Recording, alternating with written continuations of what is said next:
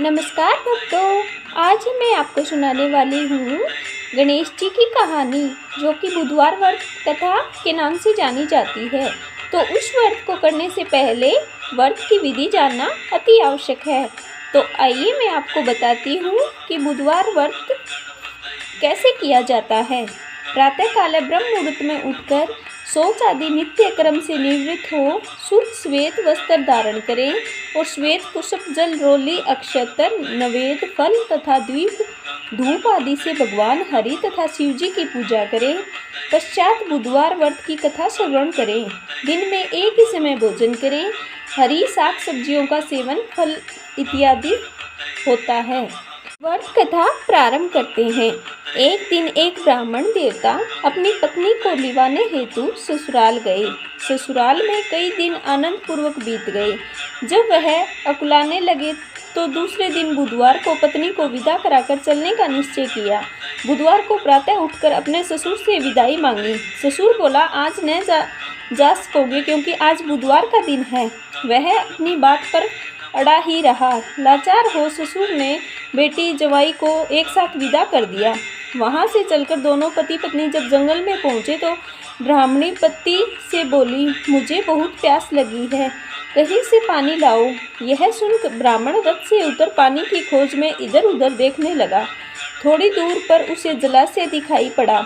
शीतल जल से स्वयं प्यास बुझाकर पत्नी के लिए पानी लेकर वापस लौटा तो रथ में अपनी पत्नी के पास हूबहू अपनी शकल का एक आदमी बैठा पाया। यह देखकर वह क्रोधित होकर बोला, तू कौन है जो मेरी स्त्री के साथ बैठा है? वह अनजान आदमी चिल्लाकर बोला, यह मेरी स्त्री है जिसे मैं अपने ससुराल से विदा कराकर आ रहा हूँ। झगड़ा बहुत बढ़ गया। अंत में दोनों राजा के पास न्याय के लिए पहुँचे।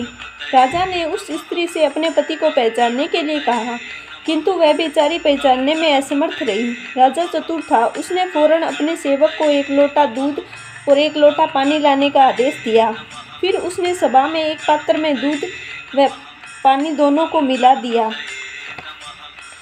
उसके पश्चात उन दोनों ब्राह्मणों से बोला, तुम दोनों में से जो कोई भी दूध व पानी को अलग अलग कर देगा वही इस स्त्री का असली पति होगा। असली ब्राह्मण बेचारा शांत खड़ा रहा। छलिया वेशधारी ब्राह्मण ने दूध व पानी फौरन अलग अलग कर दिया। राजा ने यह कौतुक देखकर उस ब्राह्मण को आदर सहित सिंहासन पर लाकर बैठाया। वह चरण पकड़कर सविनय बोला, प्रभु आप कौन हैं जो इस प्रकार का कौतुक कर रहे हैं?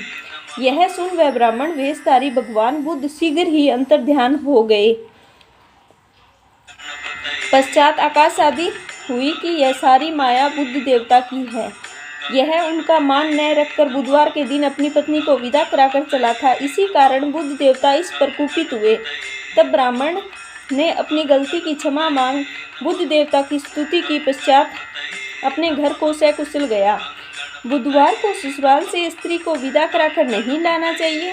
विशेष परिस्थिति में जो व्यक्ति इस कथा का श्रवण कर बुधवार के दिन यदि प्रस्थान करता है तो उसे किसी भी विघ्न का सामना नहीं करना पड़ता है।